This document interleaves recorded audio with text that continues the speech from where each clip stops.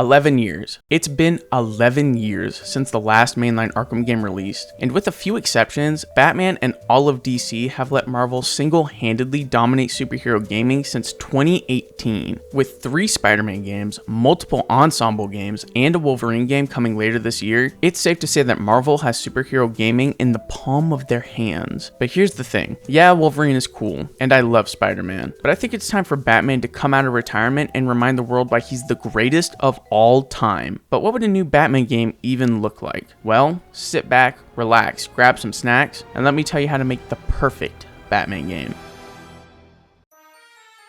Whenever people talk about wanting a new Batman game, 99% of the time they'll say, we need another Arkham game, but I disagree for a few reasons. The biggest one is that by Arkham Knight, they already perfected the gameplay down to a science, and trying to push it any further would have diminished returns at best, and would just break the whole system at worst. Plus, by returning to this world that already had 6 whole games set in it, you end up putting yourself in a prison that you just can't win with. For example, it's a Batman game, so it's going to be set in Gotham, right? Well, since we already know what Gotham looks like, we're either going to have to break the lore or plan an almost identical map from the game that came out a decade ago. And that's not even mentioning all the story and style limitations that come with it. So while I do love the Arkham games to death, this game would be completely disconnected from them. And this will give us the freedom to start fresh with new gameplay, new stories, and new...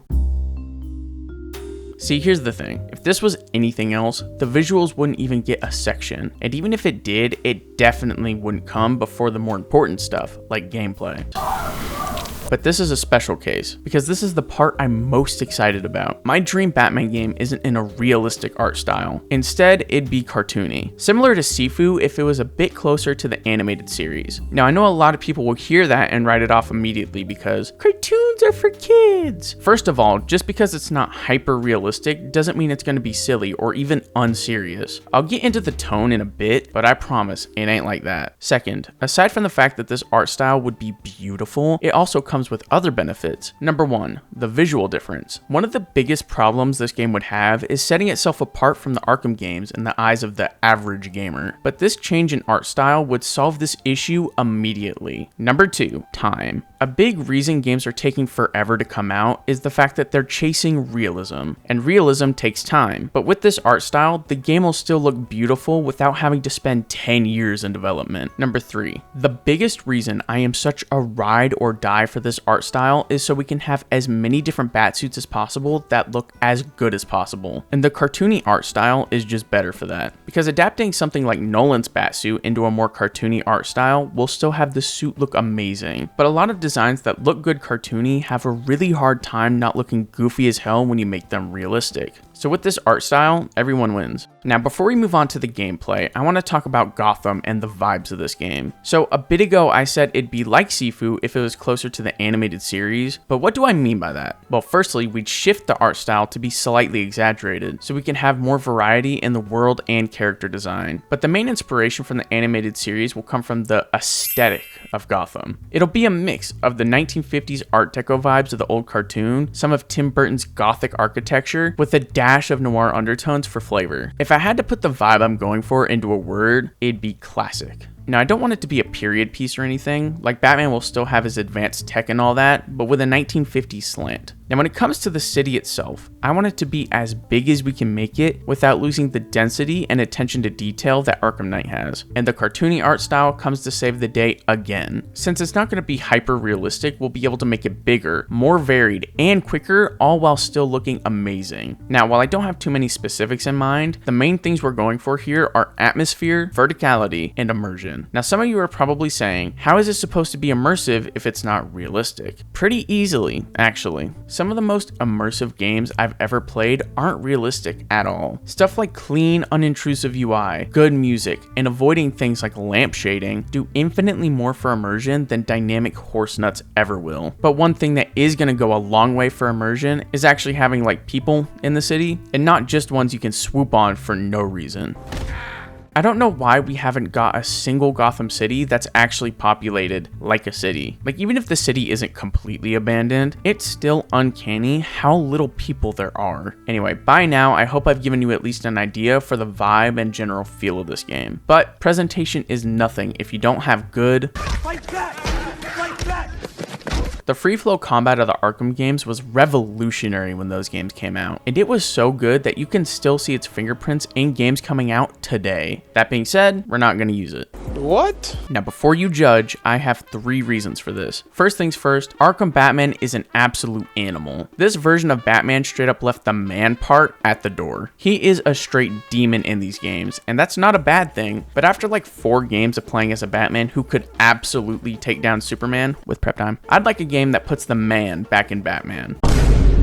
Reason 2, Arkham Knight perfected the free flow combat system, and trying to push it any further would probably snap that bitch in half. And honestly, we don't need to, because number 3, I'm not trying to replace the Arkham games. We're at a point in gaming where games just don't age like they used to. We don't need a new Arkham game because the old ones are still the gold standard. But if it's not going to have Arkham's free flow combat, what will it have? Well, let me introduce you to a game called Sifu. Now, if you've never played this game, you should, but I'll give a quick breakdown for anyone who hasn't so we're all on the same page. So in this game, you got 2 basic attacks, light and heavy, but the name of the game is comboing them in the right order to do specific moves. Now, I know on paper it might sound a bit tedious, but I promise it's not. For example, one of my favorite opening attacks is the snap kick, which is just forward triangle. It's simple, intuitive, and easy to learn. And that goes for pretty much all the moves. The challenge is just knowing when and where to use them, and also not getting your ass kicked.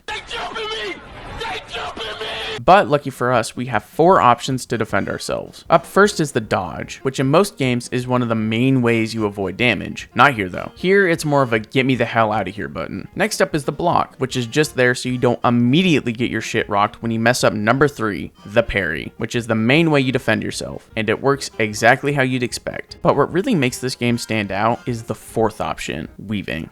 So how it works is while you're blocking, if instead of just waiting to get punched, you pull the stick away from the direction of the attack, you'll weave right out of the way. And it is such an amazing mechanic that adds so much to the combat, I could probably make a whole video about this one mechanic. But for now, just know it's really good. Now there's still a lot more to Sifu's combat, but that's just the basics. Here's the thing though, while I love Sifu's combat to death, if we want to make it work for Batman, we're gonna have to make a few changes, starting with the difficulty. Now when it comes to the difficulty and the rest of the game as a whole, I keep coming back to this sentence. The Arkham games make you feel like Batman. I want this game to make you be Batman. Now I know that might sound stupid, but let me explain. The Arkham games give you the feeling of being Batman right out of the box, and it works for giving you a power fantasy, but it's also not very rewarding. So instead of just letting you feel like Batman, why don't we make you be Batman? You want to be untouchable in combat? Well, you better get your parry timing down. You want to soar through the air? Well, you better learn how to fly straight. I'm not saying I want everything to be crazy hard, but I want it to be just hard enough to force you to try. Because being Batman is not easy, but at the same time, Batman is not a punk. So with that in mind, how are we going to change Sifu's combat to make it more Batman? Well, first things first, we're going to have to make it easier. Not easy, but easier. And that's because in Sifu, dying is a mechanic, so it's very easy to just get jumped and die. And it works for Sifu, but it does not work for Batman. Batman does not get 200 pumped by a dude with a pipe. That's Robin's job. So what do we change to make it easier, but not easy? Well, just make it harder to die, extend the parry window by just a little bit, and honestly, that's about it. Aside from how easy it is to die, Sifu isn't insanely hard. You just have to learn it, which is exactly what we're going for. But aside from the difficulty, there's a few other things I'd like to do. First, we're obviously getting all new animations. We just gotta make them as cool as possible without ruining the grounded feel of the combat, while also exaggerating it just enough to fight bigger villains. Up next is gadgets. Now, Arkham Knight did a pretty good job of integrating gadgets into combat, but I want to try something different, because in Arkham Knight, it's very straightforward. A dude's running at you, throw a batarang. There's an electrified dude, grapple him. And it's not a bad thing, but I think we can do better. And we can do that by combining a new gadget system with a lot of environmental interaction. Imagine this, you're in the middle of a fight and a mini boss busts the door in. You could just fight him, but you notice he's passing by a steam pipe, so you throw a batarang to bust it open right in his face, opening him up for a takedown. Just small stuff like that around the environment would go such a long way to getting you immersed in the world, because now you have a reason to pay attention. And that's not not even mentioning the emergent moments and replayability that comes from making the environment a big factor in gameplay. And to really push the replayability, this game will also have the Nemesis system, which if you don't know is quite possibly the most entertaining step forward in video game NPCs ever. And Warner Brothers, being the villains they are, patented it and never touched it again. Thanks, WB. The way it works is a little complicated, but I'm gonna try and break it down as simply as possible. So at the end of the day, what the Nemesis system does is make stories. But how? Well, it gives you a bunch of characters that have strengths, weaknesses, and personality and makes you form relationships with them. And the way it does this is by making them remember and react to the fights you have. For example, if you run away from a fight with a captain, the next time you see each other, he'll call you a bitch. And if you lose the rematch, he might just call you a bitch again and leave. And now you have a relationship with this specific orc that's unique to you. And a system like that in a Batman game would be so cool. Now we definitely have to expand it to account for the fact that Batman doesn't die and Batman doesn't kill. So we immediately lose a lot of options. But I have a few ideas. The first thing we can do is make a gang war system. Where Shadow of War had one army per region, this game will have 3 at the same time. And this opens the door to a ton of stuff, like having the gangs make moves against each other independent of the player. And this will help make Gotham feel more like a real place, which will make it more immersive. The second thing we could do is make what the enemies remember a little more detailed. For example, if you're fighting a captain and manage to take him down with the steam from the battering method I mentioned earlier, he might come back with the nickname Blowhard or something. Just a bunch of little things like that to try and add more depth. Another thing that might be cool is having D-list villains as captains alongside the ones that are unique to you. Or if the circumstances are just right, the captains can become those villains. Because Batman has like a million villains that never get used, so let's use them. But as much as I love the Nemesis system, it has one massive flaw that we're gonna have to solve, or at least make a little better, which is the fact that it slams the brakes in the middle of combat to do its thing.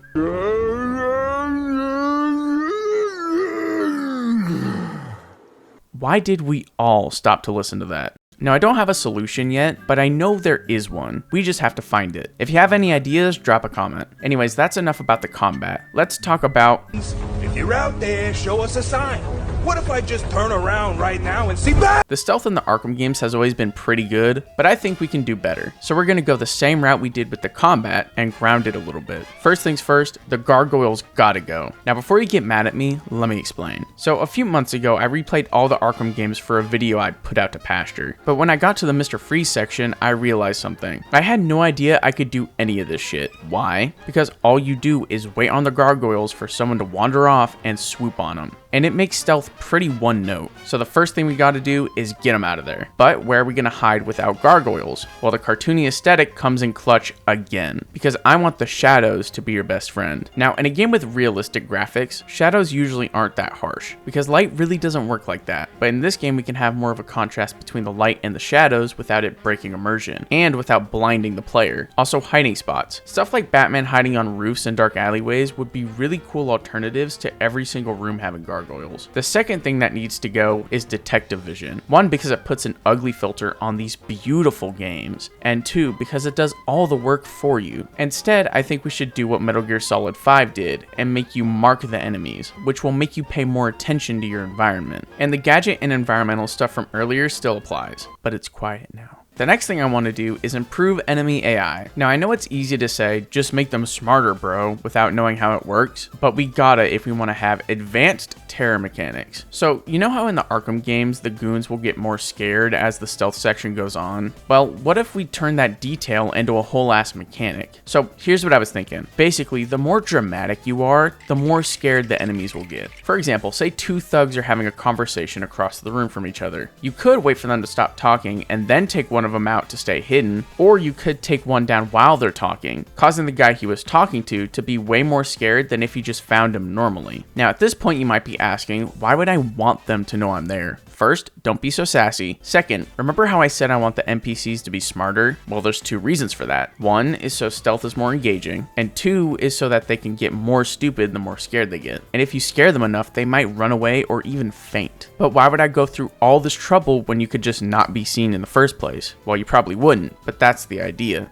The purpose of the system is to try and make getting caught not feel as bad, without resorting to just throwing hands. Now, before we move on, I want to talk about the level design in this game. In the Arkham games, the level design was basically a bunch of linear levels that were connected by the open world. And there's nothing wrong with that, but I'd like to use the level design to really push you to think like Batman. For example, say you need to interrogate someone who's holed up inside a building. You could drop in from the skylight and beat your way to him, or you could go around to the back of the building and sneak in through the vents to get a little private time in his office. Stuff like that would go so far into making you truly feel like Batman, much like the "Think you have any idea how fast I really am? I'm fast as fuck, boy." Now this is going to be a short section, because I just don't have any specifics in mind. We're still going to ground it like we did with combat and stealth, so I was thinking we make the gliding more physics-based, kind of like the difference between the Insomniac Spider-Man games and Ultimate Spider-Man, but I'm not sure how. If you have any ideas, let me know. But the thing I'm really stuck on is the car, because we have to find a way to stop the player from running over civilians while also not ruining the experience. And I have no clue how to do that. But I know we can. We just have to find the way. I was heavily considering just not having it, but can you really call it a perfect Batman game without the Batmobile? I don't think so. Just like, Hey. No, Batman, please, Batman, please. I promise you. I'm not a thief. I gotta do what I gotta do to feed my family.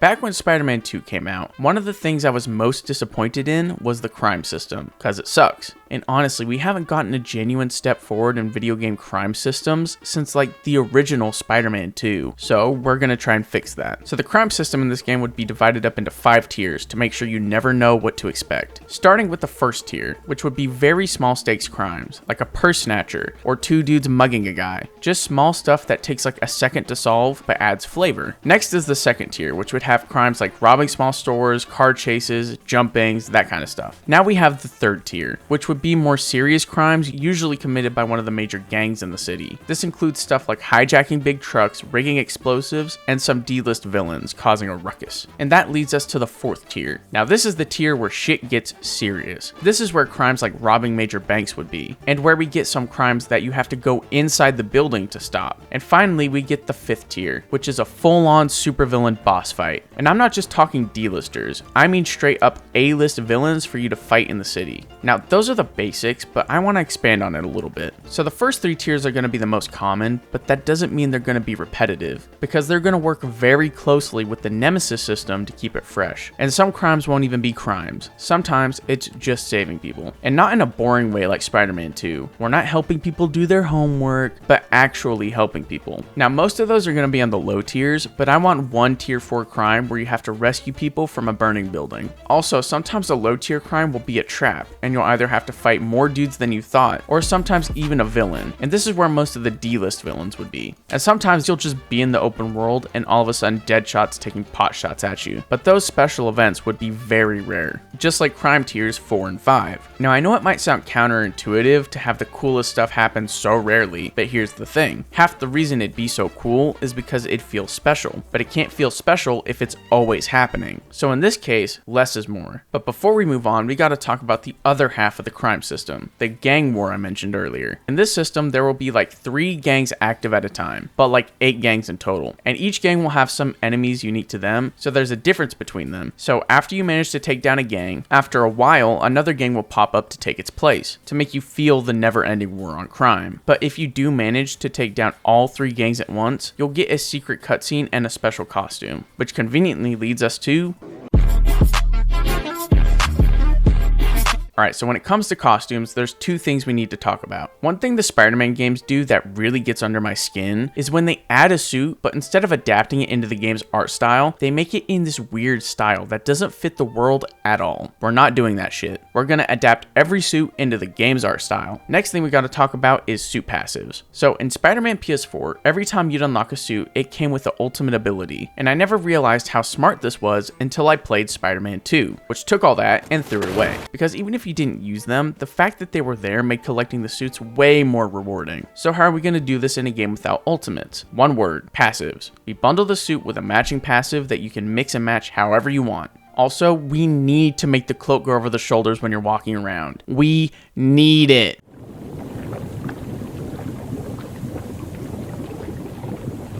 All Harvey. No. Now, when it comes to the story, I don't have specifics, but I have a general vibe. It's going to be set at the beginning of him being Batman, so that you and Bruce are learning how to be Batman together, if that makes sense. Aside from that, there's only two things I know. One, that it's going to be a detective story, and two, while I don't know who the villain's gonna be, I know who it isn't. I'm the Joker, baby. I am so tired of the Joker. DC use him so much, you'd think he's the only villain Batman has. I swear, if I have to hear this man talk about society one more time, I'm gonna lose it. Anyway, the only other thing I know about the story is that it's gonna be a noir-style mystery. I don't know what about, but them's the facts. That aside, I actually do have some ideas for the side missions. So here's what I'm thinking. I want all the side missions to feel like episodes of the animated series, with each one centered around different villains. For instance, I had an idea for a side mission for Killer Croc, the general plot being that he was framed for killing someone, and Batman proves his innocence. I'd like for this game to really put an effort into making the side missions as good as possible, because Batman does a lot of stuff, and I want people to have a good time with all of it. I had a thought I'd like to share with y'all. Games don't age like they used to, and more people will see sequels and go, this is just glorified DLC. And honestly, sometimes they have a point. Okay, it was like once, but still. And this inspired a thought. If we get everything right, why not just keep adding to this game? It would take the little improvements AAA sequels like to do, and put them in big expansions with new stories and missions. Instead of doing a traditional sequel, just keep going, and tell the story of this Batman with this one game. And not just Batman, because you better believe when Robin gets introduced, it's gonna be co-op. And then eventually we'll do the real sequel, Batman Beyond. Now this part goes out directly to Warner Brothers. Hear me. If you let me make this game for you, I will make you billions. Please. I will do anything. Anyway, let me know what y'all think in the comments, and have a good day.